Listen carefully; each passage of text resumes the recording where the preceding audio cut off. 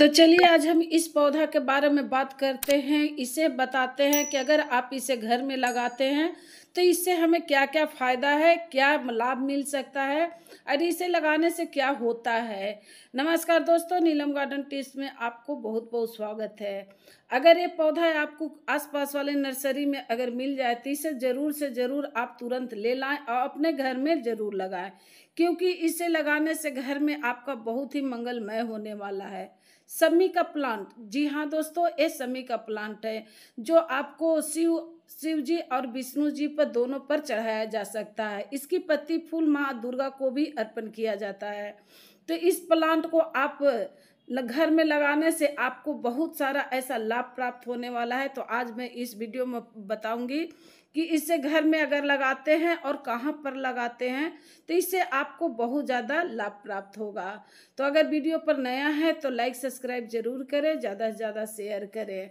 इस पौधा को अगर आप गमला में लगाते हैं तो भी आप इसे बड़ा कर सकते हैं। जैसे यहाँ पर देखिए कि एक छोटा सा बकेट में मैं लगाई हूँ और यहाँ पर देखिए कितना ज़्यादा इसका ब्रांचेस आ गया है। तो इसे हमेशा समय समय पर प्रूनिंग भी करना पड़ता है। तो ये पौधा अगर आप घर में लगाते हैं तो किधर साइड में भी लगाना पड़ता है ताकि आपको इससे बहुत ज़्यादा लाभ मिले। तो दोस्तों, यहाँ एक छोटा सा मंदिर मेरे पास है, मैं बनाई हूँ और यहीं पर से फूल मैं और इसकी पत्तियाँ आपको भोलेनाथ पर चढ़ाती हूँ। तो कहा जाता है, ऐसा माना जाता है कि अगर इसकी पत्तियाँ और फूल अगर शिव जी पर विष्णु जी पर चढ़ाते हैं तो इससे आपको शनि दोष जो होता है वो आपको कटती है, साढ़े साती जो होती है वो आपको समाप्त होती है। तो ऐसा मैं क्यों कह रही हूँ दोस्तों कि इसे ज़रूर से ज़रूर लगाया जाता है। तो इसका कारण है दोस्तों कि अगर इसे घर में लगाते हैं तो आपको जितना भी निगेटिविटी होती है वो हट जाती है, पॉजिटिविटी अंदर होती है।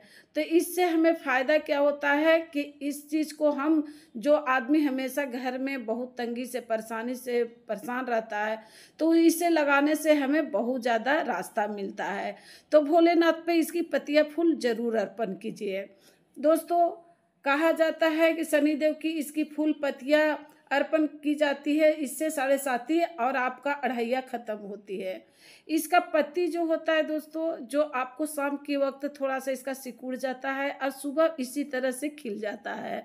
तो अगर ये गमला में लगाते हैं तो ऐसा होता है, अगर ज़मीन में रहता है तो इसका नहीं होता है, क्योंकि उसका प्रॉपर जो भी चाहिए वो ज़मीन से खींच लेता है।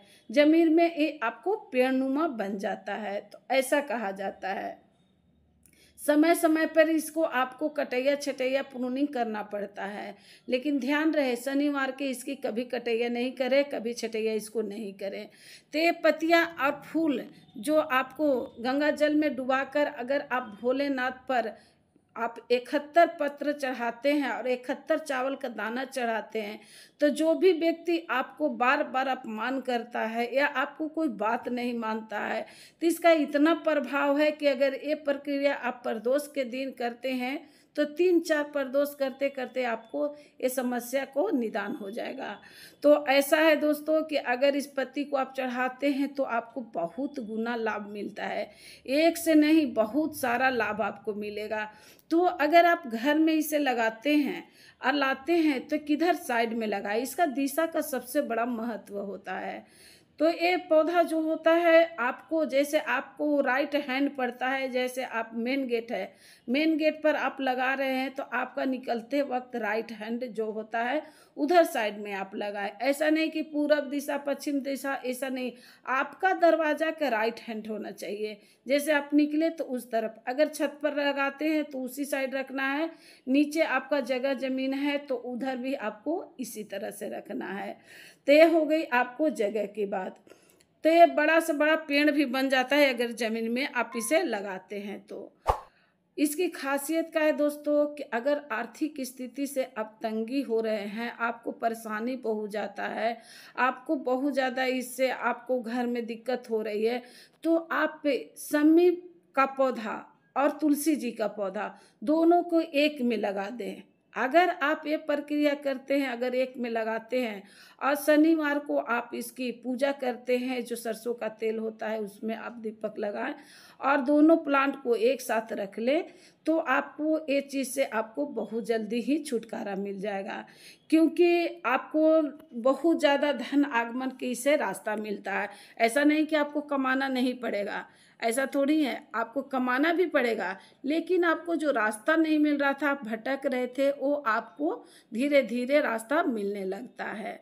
तो ये चीज़ करना है, तो अगर आप एक प्लांट में लगा लेते हैं तो और भी अच्छा रहता है। हर प्रदोष के दिन आप घी का दीपक यहाँ पर जलाएं और आप इनकी पूजा करें, तो गुड़ डालकर आप जल जरूर अर्पण करें। तो इस चीज़ शनिवार को आप कर सकते हैं। और ये पतिया आप रोज़ भोलेनाथ पर पूजा करते हैं, घर में लगाते हैं, तो रोज़ भोलेनाथ पर, विष्णु जी पर आप इन्हें चढ़ाया कीजिए। तो इससे आपको बहुत ज़्यादा देखिएगा कि प्रभाव कितना ज़्यादा, आप 1-2 महीना करके देखें ना, क्योंकि मैं इस है, तो इस चीज़ को आपको करना है और विश्वास के साथ करना है, तो आपको बहुत ज़्यादा लाभ मिलेगा। समी का फूल और पत्ती दोनों शिव जी पर चढ़ाया जाता है, ये तो सब कोई जानता है, लेकिन किस तरह से चढ़ाया जाता है ये कोई नहीं जानता है। देखिए समी के पत्र में भी कितना पत्र होता है, जैसे देखिए छोटा छोटा कितना ज़्यादा पत्र, 1 2 3 4 5 ऐसे आता है।